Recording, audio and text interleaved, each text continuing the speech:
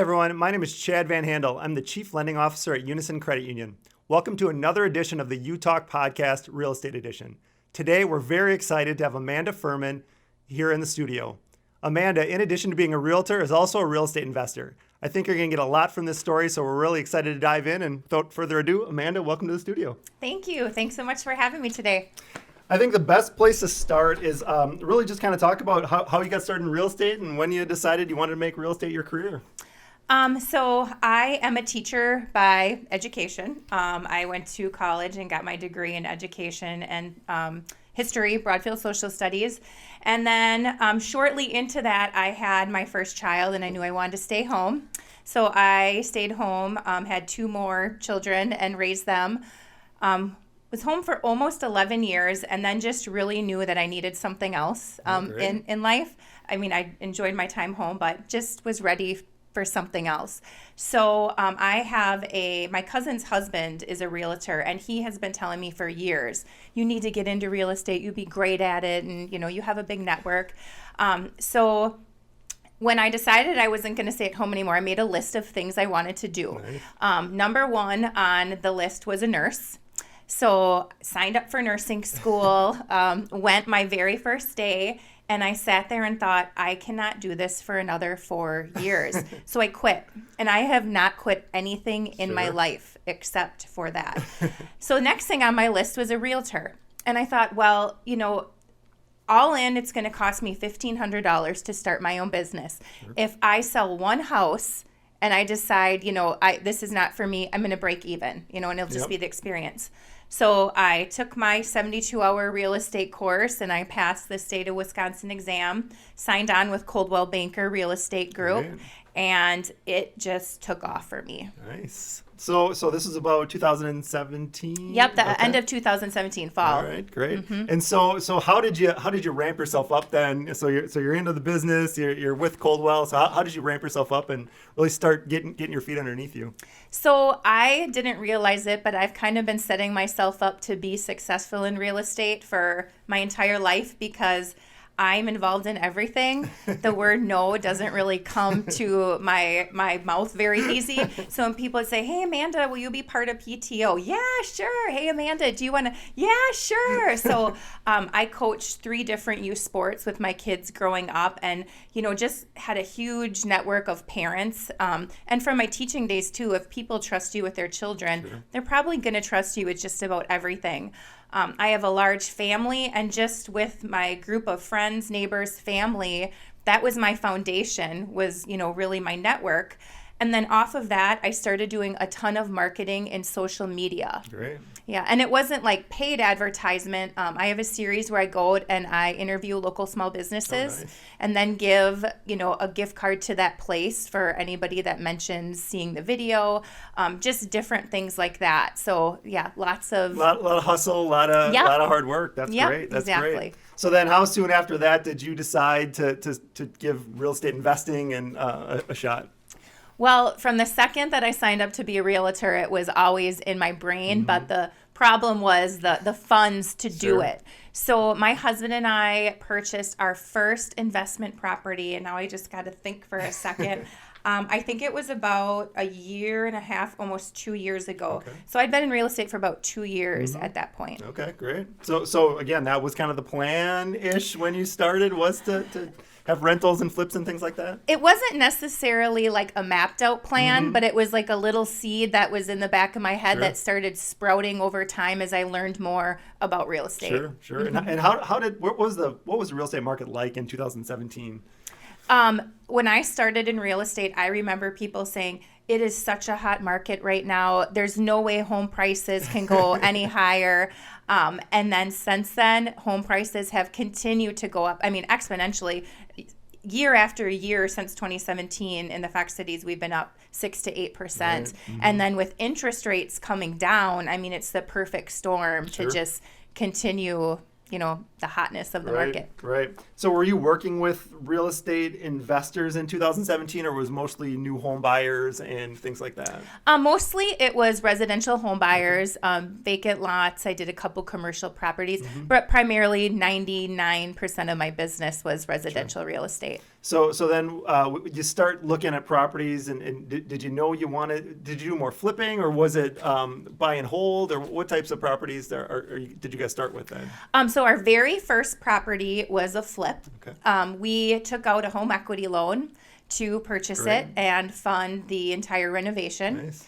So there is a lot of people that have that cash on hand right now, where this is really an option for a lot of people that are interested in real estate investing. So we took that home equity loan. I actually had a client who is also a friend. Their grandmother passed away, and 3 siblings that were, the inheritance of the Sure. property, and they just didn't have the time or means to really mess with it. So we told them, come and get the things that you want out of the house. Take whatever you want. We'll buy it as is for cash, and we'll take care of the entire clean out. And that was a huge value to them. And I'm learning that more and more as we get into this, that providing that kind of service to people is huge. Yeah. So we bought this little Cape Cod in North Appleton, and I think we bought it for about 90. Okay. We put about 30 into it, and at the end of the day, I think we ended up making about 25,000. Great. So it's not those numbers you see on HGTV where they're netting 120,000, but still, I mean, that's a pretty good chunk of money. Yeah, how long was the process from start to finish for you? Well, the plan was 3 months, but in between there, we ended up listing, selling, and buying a new house and moving. Okay. Oh, man. So it did get pushed back a little bit. I think all in, we ended up being about 4 months. Great. So did you know what kind of work needed to be done to the property when you bought it as is, or how was that scary at all, buying it as is, or did you feel okay about what you're getting? In real estate, we kind of get a trained eye to look for big problem issues. Now, we can only see what's visible to us. We can't see behind walls and that sort of thing. So there is always that, element of risk, but really you have that anytime in real estate. It was an older house. We knew it would probably need some wiring. So what I kind of did in my head was made a budget and then added on a emergency budget that I knew we'd pretty much have to use at some point. But yeah, that's how I approached it. Great. Did you have a contractor that you worked with, or were you kind of right in there getting it done? We were right in there getting it done. I mean, I did just about everything at the house, except for like electrical, plumbing, that a lot of the cosmetic work, I should say. But my husband, I have a uncle who has done some property investing in the past. So he helped us out a lot. And then we did general contract some items out as well. Good. So did you stay on budget, or how did the numbers work out for you at the end of the day? We were pretty close to budget on that first one, which is, I was pretty impressed with us. But yeah, we kind of came in on the top range of our budget. Right. Well, I think the biggest thing is you did that first deal, you got that first experience, and then you start building up that confidence probably to do more things after that. 100%. It's, you don't know what you don't know, and you don't learn it until you really get your hands dirty. So even, we didn't necessarily make as much money as we had hoped to on it, but the experience and the knowledge that we gained was, you can't really put a price tag on that, not to sound cheesy. How did you decide, what was too much because you were flipping it, how do you decide what was too much for the renovation and what a buyer wanted versus what was a little bit overkill? Well, we try to, when we do our flips, like our integrity is behind it as well. I mean, I'm a real estate agent. My name is everywhere. When people are purchasing our properties, obviously my name is on the contracts. And, there are some people that do flips and just kind of put lipstick on a pig. We don't do that. We really try to, have everything how we would do it if we were living there. So a lot of things is just making sure that your electrical, your plumbing, and the big components of the house, furnace, roof, AC, are working. And then really most of it after that is just cosmetic. And I have a designer's eye. I kind of know how you can improve a property without a lot of money. Paint and light fixtures, you would not, I mean, those 2 items alone are so cheap, but they can completely transform a home. So, yeah. Oh, that's good. Oh, and again, so did you stage the house, or how did you, in order to sell it as well? So I do minimal staging. I'll put like a bowl of fruit out in the kitchen and a cookbook and maybe some utensils. We don't like bring in furniture or anything. Right now in this market, you just really don't need it. It's not that I'm opposed to it. Maybe in the future market, we will use it. Right. But right now, you just don't need it. How did you structure that from a liability standpoint? Was that in your personal names, or did you have it in an LLC? Or So we have an LLC, Okay. Furman Properties. Great. And that's how we, all of our bills and payments came through that. And did you have an attorney that you worked with to get that set up, or were you able to just kind of do the stuff on your own? Did it on my own. Great. Again, this is a trial and error thing, and you can really, everything is figure outable. Like with YouTube and the internet, if you spend enough time researching, you'll figure it out. That's great. So how soon after that flip was sold did you say, hey, I think we should get back into the market and do another flip? It was about 3 months or so Okay. later. All right. After that one, so we did it over the summer, which is my busiest time in real estate. It's also my family's busiest time. We're a big baseball, softball family. Sure. I coach baseball. So we had said, we are going to take at least a year off after this. And then, an opportunity just presented itself for a commercial property. Nice. And that our next flip was commercial. Oh, wow. Which I never planned on doing. Well, let's unpack that a little bit. So how did that go for you? So that one was very interesting. It was actually a church. Okay. Oh, wow. So my husband and I always joke about how, when we're 80 years old, we'll be sitting in our rockers and being, remember that one time we owned a church? But it's a little old church in Kimberly, Wisconsin. The congregation was aging for the church, and they just needed to get rid of it. It had no working plumbing. It had mold growing Wow. in the basement and throughout other areas of the property, and they just needed to get rid of it and get rid of it fast. So, I kind of talked to them about their options as far as here's what we can list it at, here's what I'm willing to buy it for you Sure. at, and I threw out a number, and it was basically like, yeah, we'll take it.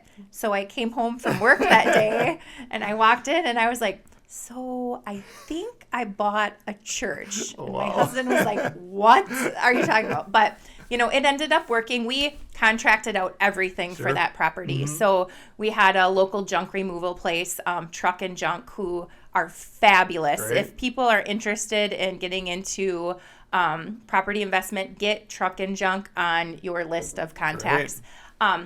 So they came and took everything out, and then we hired a plumber to run all new water lines, had Midwest Restoration come over Great. and do mold mitigation, and then a painter came and painted everything, and we put it on the market. So were you concerned about the mold that was in the church when you bought it? No. Again, a lot of people are going to be turned off by mold, right? Like that's a scary thing. You absolutely don't want to be living in or owning a property that's mold, but it's easy to mitigate. So that was not a concern for me personally. I knew a professional that could take care of it because it was large scale mold, but hired the company and they came in and made it good as new. That's great. And so do you still have that, or you sold it now? So we sold it on land contract. Okay. So All right. we're still acting as the lender, but our land contract should be up at the end of this year. So then that's when we'll get our payout. Great. Was there one more property that you flipped as well then? Yeah. So we did. This is my favorite one. We just flipped a duplex. Okay. And it's actually the duplex that I grew up in. Oh, wow. So that was real exciting. I lived there from the time I was 1 until I was 13. My parents rented out the bottom part of the duplex. Wow. It's an upper lower. So it was real fun to go back in there with my parents and my sisters and just be like, remember when, and contacted old neighborhood friends that I grew up Wow. with. It was, I grew up, we didn't have a lot of money, and my husband was the same way. So I really feel like, gosh, I'm going to get emotional. It was really full circle for us. Yeah. It was a really neat, emotional flip. I don't recommend getting into emotional purchases because you tend to spend a little more and maybe make emotional decisions, but it ended up working out, fabulously for us. It's funny. So I drive past my childhood home in Little Chute, and the people that bought it, I think one after my parents basically did a renovation, and we look at it when we drive by and we're like, why did mom and dad do this? And it would have been such a cool house if we would have grown up with these improvements on it. So how did you get connected with that property? And so, Chad, I think I have a little bit of ESP in me. There's something really weird, but I was just thinking, like, gosh, it would be so awesome to own that home. It's a block off of downtown Appleton, which I love downtown Appleton, the whole river area. And one day I'm like, I'm just going to write a letter and I'm going to knock on the door and just see, what happens. So I wrote a letter just saying, hey, my name is Amanda Furman. I used to live in the bottom of this property. And I knocked on the door, and the same man who lived upstairs was still living there 30 years later. So I was like, hey, I'm Mandy. I used to live below. And he's like, Mandy, I remember you. This place is about to be for sale. Oh, wow. And I was like, oh my gosh, read this letter. Yeah. And the week later, we were under contract. Oh my gosh, that is fantastic. Yep. So I think we talked a little bit earlier on some of the numbers that you put into this place. So what did that all look like for you? So again, we made it as easy as possible on these sellers. We just kind of said, leave it as is. We did have a home inspection on this one, but we did not write it as part of our offer to purchase. It was more of like, okay, what are we getting ourselves into here? The house was built in 1882, I think. Really? It's one of the very first properties in the Appleton area. So, we had the home inspection. We got it for a pretty good price. It was a cash offer again, so that helps. But we purchased it for around $90,000, and we stuck about $70,000 into it. So it needed new windows, it needed new siding, and then we pretty much redid every single surface in the inside of it. That's great. And so you still have that one, or you? Yep. Nope. That one we're holding. So that is our very first rental. Okay. All right. Great. Our first part of our rental portfolio that we plan on building. Nice. And so how long did it take to get tenants in there? Was that an easy process for you guys to get? It was. We had the upper unit rented out. It was actually an old client. My aunt's friend asked us about renting up the upper unit, and she actually helped us do some of the finishing work on the property. And then the lower, we actually hired a property management company to help us interview, background check potential renters. Sure. And the very first people that went through and looked at it signed a contract. Wow. So, yeah, we're good to go. So how, that property management piece, how long did it take to find the right property manager for you? So working in real estate, Coldwell Banker Real Estate Group actually has a property management division. Great. So they're my coworkers. I know them. I trust them. So we hired them. And was that always kind of the plan, is to take that, you've got other things to focus on, let's take that property management piece off of your plate? It actually wasn't. No, they had kind of approached me. I post a lot on Facebook and Instagram just about our different little adventures that we do in real estate. And they had approached me, and just when they gave me the numbers, it made sense. Like, okay, I'm going to spend my time doing this when I could be out with clients. Yeah. You take care of this. This is, where you shine. Sure. So yeah, it worked out really well. That's good. So as much as you're comfortable sharing, do you have a long-term vision, kind of where you go from here, or what kind of the next step's going to be for you? So my end goal is to have a rental portfolio where we're bringing in $10,000 a month. Nice. So I think like long-term, that's kind of owning my own business. That's part of my retirement planning. And then really it's, as many units as it takes to get to that point. So that's our plan for rentals. And I think on the flipping side, we'll just continue to do that as long as it makes sense. As it has to be the right property, it has to be the right market, but that's our plan. But really no horror stories so far with your flipping, or? Oh, I can tell you some. I'd love to hear it. On our first flip, and again, I consider myself to have a pretty trained eye. The buyer had a home inspection, and we ended up having to do some foundation repair work. And foundation repair work, now, it's not as crazy expensive as a lot of people think. Like, we're not talking 20 or 30 grand. But, it was several, it was a couple $1,000s that we were not planning on. So that wasn't great. Let's see. the cleanup on our duplex that we bought, the upper lower, was pretty terrible. It was in really rough condition. And there were some days that I had to like hold it together while I was cleaning. But, that's elbow grease work, I guess. Yeah. So, I mean, how do you balance your schedule? Obviously, you've got a lot of things going on, and with the renovation, I mean, how do you mix wanting to get in there and get it done right away with just kind of doing the day-to-day things that you're doing? I would be lying if I said that I have this all figured out, how to balance career, property investing, kids, our own house, that sort of thing. But, I just think I'm coming to the point now where it used to be we wanted to do everything ourselves because we could do it for cheaper. But my husband and I are starting to realize now that our time is money. Right. And we kind of figured out, if I can be working real estate and making $50 an hour doing that, it makes sense for me to continue doing that and pay somebody else $25 an hour to do, the renovation work. So we didn't start off that way, mostly because we didn't have the financial means to. But now after, a few properties, we're getting to that point. So you talk about having good partners and things like that. So is your contract list fully built out, or there's things that are kind of moving in and out? Do you have people that you trust, or are you still kind of working through some people? We have one general contractor that we work with, and he's great. He does a lot of subcontracting too. Good. And then just in the industry again, I know plumbers and electricians, painters.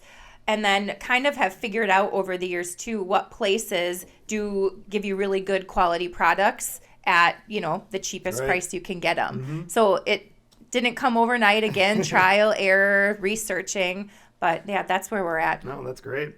How about on the financing side? You talk about building a bigger rental portfolio. I mean, is that something that's in your wheelhouse, or is that something that you're going to contract out as you go on? No, we'll definitely, I think we're just going to continue to take, equity we have in properties and put them into new properties.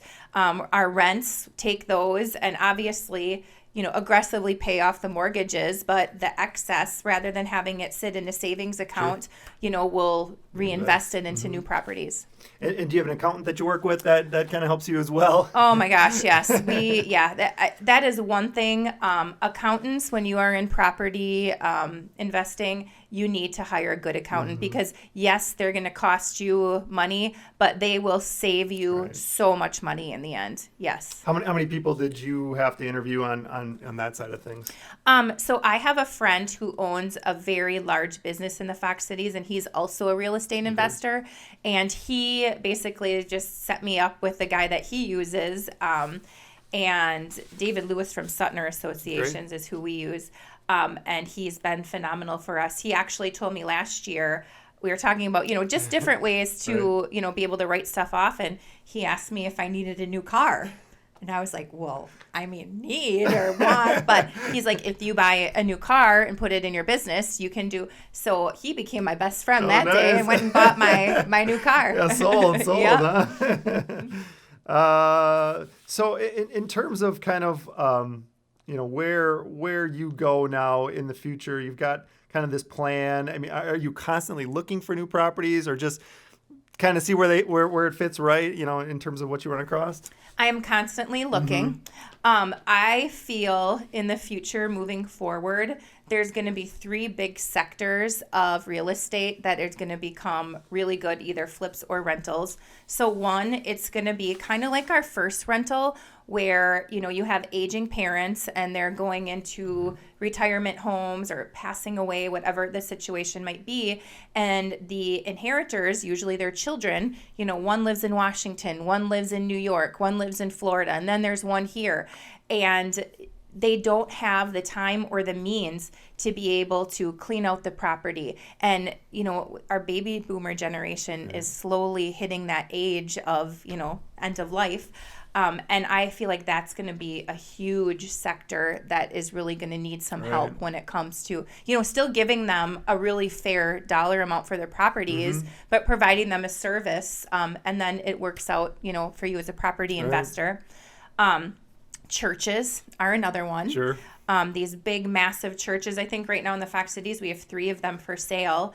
And we also have a problem with affordable housing. So I have an idea to buy some of these churches. Nice. A lot of them need to be rezoned, but once you do that, turning them into multifamily. So that's another Sure. sector. No, And that's then great. COVID with commercial buildings, I think we're going to see more and more companies that are thinking, why do we have these huge office buildings when, our staff is happier working from home and we don't have that overhead. So I see that being another big area of opportunity. So do you think that Airbnb type housing, is that something that's going to be part of your plan in the future, or? Yes, that one will be a personal purchase for us that we will use, but while we're not there, Sure. we're also would do the Airbnb route. Again, that would be a really opportune spot to hire a property management because it's probably not going to be in Appleton. It'll probably be something we use, either a cottage or a cabin, or maybe some sort of like beach condo Sure. or something like that. Yeah. Hate to have this interview go by and not talk about just kind of the current state of the real estate market. I know you are very up to speed on kind of where things are going. So where are things? How just on the real estate side, how are they going right now?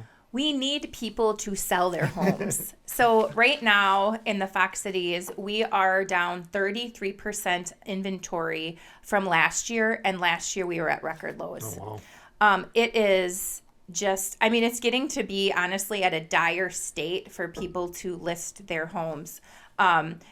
A lot of people have so much equity in their homes, and with prices continuing to go up, it just makes sense for people to sell. If you are at a point in your life where you need to downsize, or you're thinking about, maybe buying a lakefront property and you have a more residential, suburban, or, city home, list that thing because you will. You're going to have 10 buyers Sure. for your home. So it's first time home buyers, but it's also kind of the person moving up into their dream home or their forever home. Really, every single sector, every single price category is hot right now.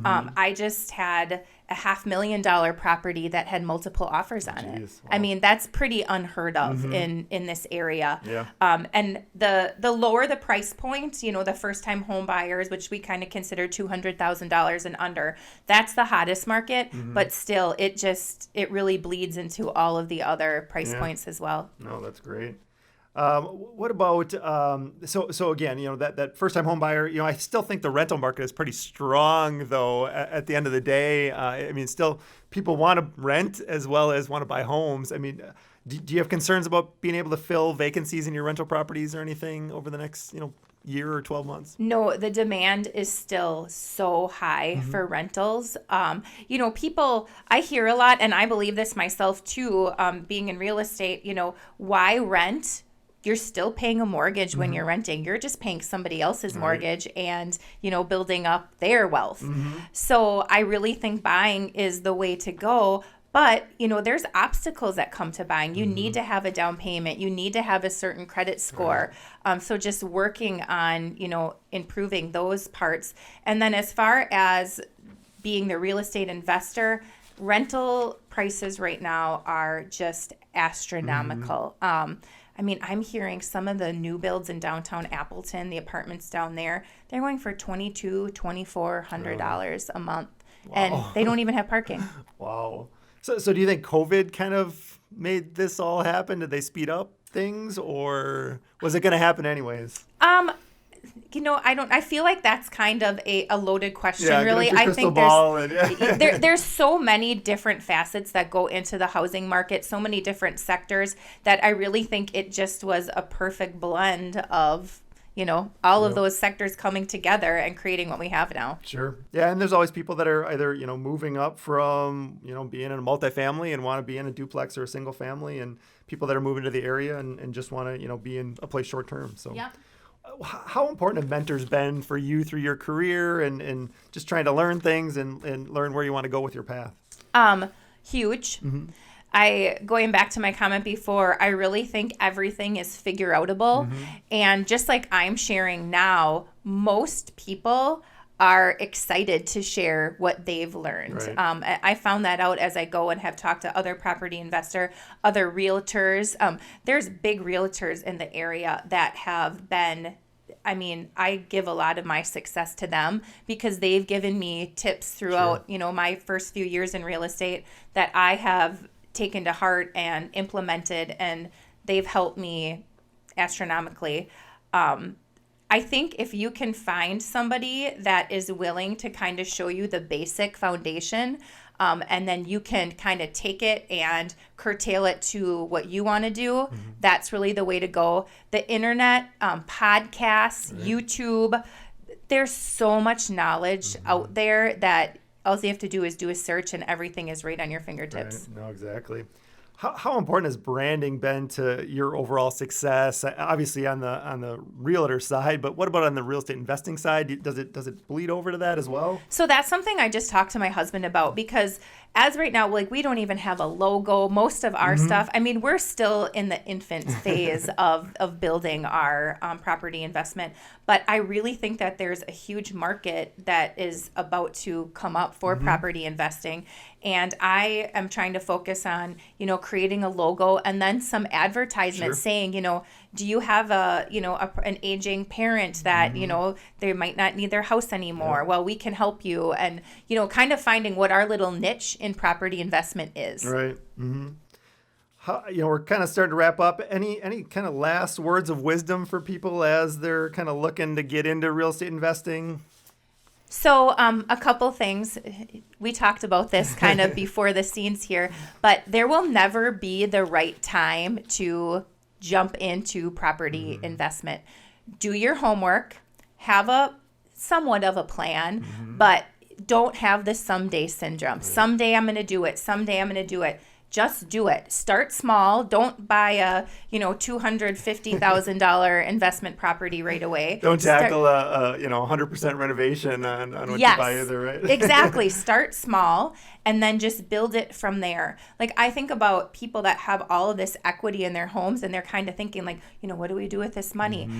It's your nest egg just sitting there untapped. Yeah. It's just money that is not growing at all. Take it and invest it in something. Sure. And because of the market, you're probably going to have to submit a bunch of offers before you get that right property probably as well. Yep. Investment properties, if you're looking to do flips, those, it's getting pretty darn competitive out there for flips. Sure. Rentals, look for the one that looks like it's falling apart, and fix it up, make it nice. People will rent it out. So kind of look for those diamonds in the rough. Oh, that's great. So where can people find you if they want to reach out to you? I know you're on a couple different of the socials. Yeah, so I have Amanda Furman with Coldwell Banker Real Estate Group. That's my Facebook page. And then I'm amanda.furman.homes on Instagram.